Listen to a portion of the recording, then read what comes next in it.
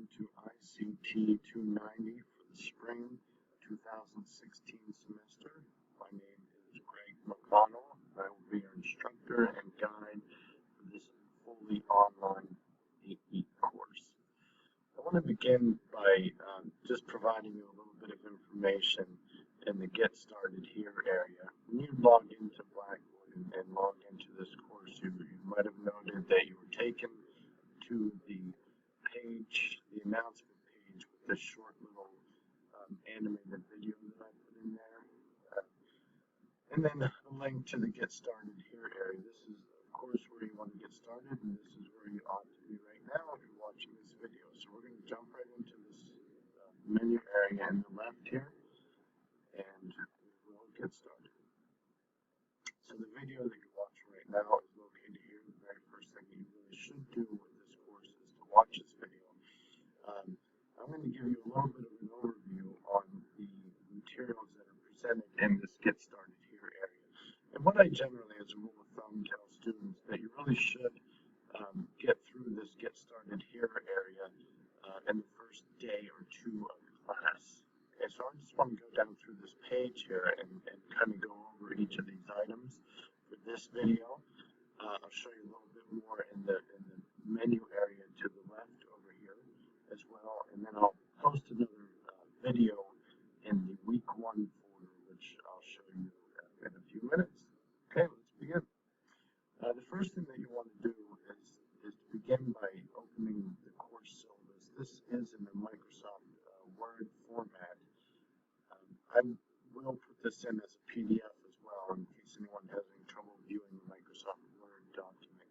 I'm not going to open it up now and go over that, but I would encourage you, the very first thing to do is look over the syllabus in detail, paying close attention to the very specifics of the course requirements for ICT 290. So once you get done reading through the syllabus, which does, by the way, house the course calendar, I pulled the course calendar out and put it in this Get Started Here area as well. You can see I have this divided up because horizontally across here, week 1, the topics that we'll cover are listed in this area right here, and then to the right of that are all the assessments and activities that you have to complete, which are, by the way, in red. So anytime you see anything in red, it means something you have to complete, and typically something that has a grade associated with it as well. So for week 1, which we are currently in, runs from March 7th through March 13th. These are the topics that we'll cover here. This is the chapter that you have to read, chapter 1, and then these will be the assessments or activities that you have to complete before the 13th. Now there is one noted exception here in terms of what is due on the 13th. For the discussion board, each discussion board that you have for this course, you'll have to post an initial response to the prompt or the question that I provide to you in the Blackboard discussion area. That initial discussion that you post must be completed by Thursday at the end of the day.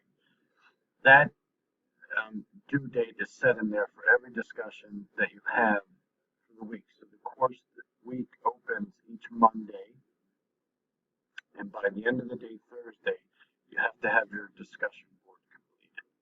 Okay. The reason for that is that you'll be required to respond to another student's post as well. So you have to have time, and then that response will actually be due by the end of the day on Sunday. Okay. So the course weeks open up Monday, and they end Sunday at midnight for every week.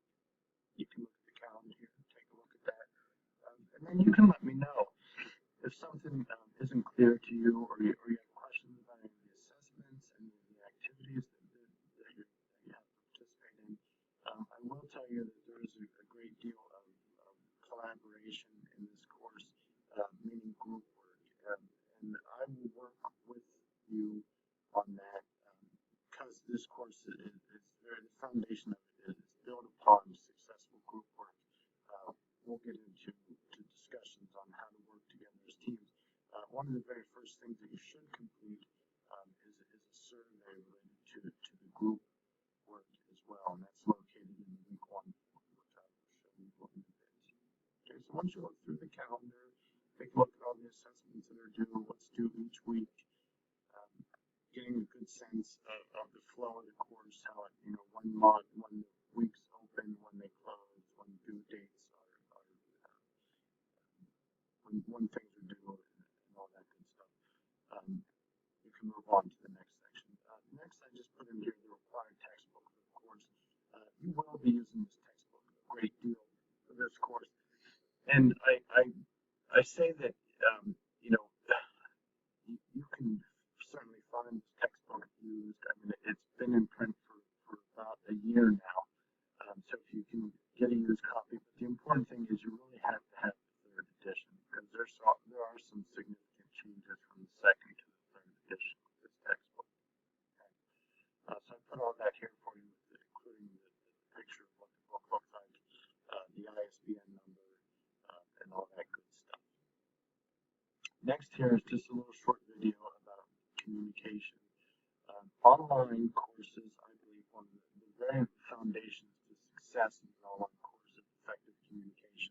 I will do everything that I can to uphold the communication process on my end, make sure that you're getting proper communication that you need from an instructor to student standpoint, and I give you many options, so there shouldn't be any issues in terms of not being able to communicate with me.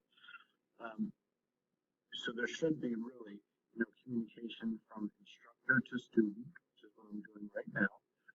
There should be communication reciprocal from student to instructor, and there will be communication student to student as well. And then down below in this communication area here are the ways that you can get in touch with me. Email. You can send messages to me in Blackboard. Perfectly acceptable. I will communicate with you, so this is instructor to student, through Blackboard announcements, messages, and email as well. I also provide you a phone number. I actually have a new phone number. I got a new phone for teaching that I use, so I'm gonna update this area here. This has the old phone number in it right now. By the time you're looking at this, getting down through the material, it will be the updated phone number. So you can text me, you can call me. My kind of, personal idea on the communication is that during the week, as a faculty member at Monroe College, my responsibility to you is to respond to you within 24 hours. That's during Monday through Friday. If it goes beyond that, if it's on the weekend, I ask students to allow up to 48 hours for a response. However, it generally never takes that long, since I do get emails to my phone from rounds. I'm open to texting on the weekends and things like that. Okay. The next section is the discussion board guidelines. And we'll go over that here right now. As I mentioned, for each week, or 5 of the weeks, you'll have discussion boards that are due. This area here is just kind of a little rubric that'll help guide you through what's required of you in terms of discussion posts. When we begin the discussions, I'll be a little more lenient in terms of the responses and the acceptable responses to other students. But as the weeks progress, we'll certainly hone in on those skills and become little experts in our own world in terms of online collaborative discussions in Blackboard. Okay? So make sure you look over this discussion board area. And again, the important thing is that the initial response will be due by Thursday of each week. Below that, I give you some tips for online learning. If you're new to the online learning environment, you may want to take a look at this, read over some of these. Are helpful tips. Some of the stuff is common sense. I would think that students could argue, but nonetheless, I think it's important information. And then as well, this picture is actually a link to an article on how to survive group projects in an online class, which I know can be difficult sometimes, and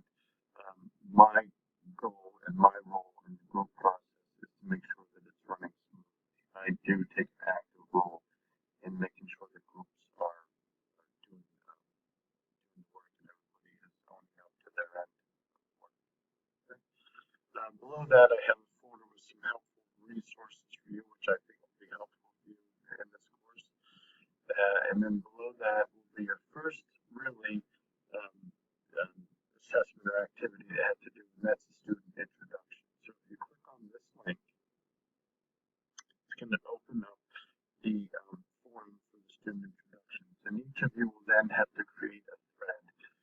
And in the thread, just put your name in the subject area, and then tell us a little information about yourself.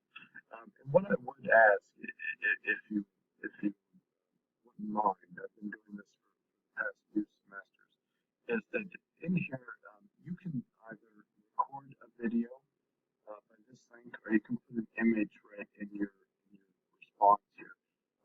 If you want to put a picture in here, if you want to do a video, that's fine. This is more of a way just so that all of us can get to know one another a little bit more. For me, it's helpful to put a face to the name. I think it helps personalize this, what can sometimes be impersonal online learning environment. So if you wouldn't mind, please, a picture will be fine, but it would be best if you used the insert image option from here, and then you upload that image, and it actually appears right in here versus an attachment. It would be by going this route. So if you can do that, please insert the image right in this area here, along with your introduction. That would be very helpful. And then once you're finished with all that, click submit. I'm going to cancel this out now. I'll actually post my introduction in here as well, so that you can see an example of mine that's not in here yet. Okay, I'm going to jump back here to get started area. Just by the way, anytime I refer to the menu area to the left in Blackboard, this is what I'm referring to over here. I divided this menu area up into really three main areas. The first one houses the announcements area, which is where that little intro where you landed, logged into the page and landed. That's where you are in the announcements area. The next one is the get started here area, which is what we're of course in right now, going over. And then the next one is the course materials by weeks. And I'm going to just show you how to get to that in this video, and then I'm going to post another video in the week 1 folder, kind of going over a little bit more in detail about the course weeks, the structure of the course weeks, as well as a little intro lecture to chapter 1 as well. And I may post them as one video, and I may put them as two, but there will definitely be at least a video in the week 1, which is not there now. So once you get all that done, you read through the get started here area, syllabus. The next thing to do then, and you do your student introduction, the next thing to do is go to the week 1 folder. You can click on it here, or you can click on it up here in the left menu area here.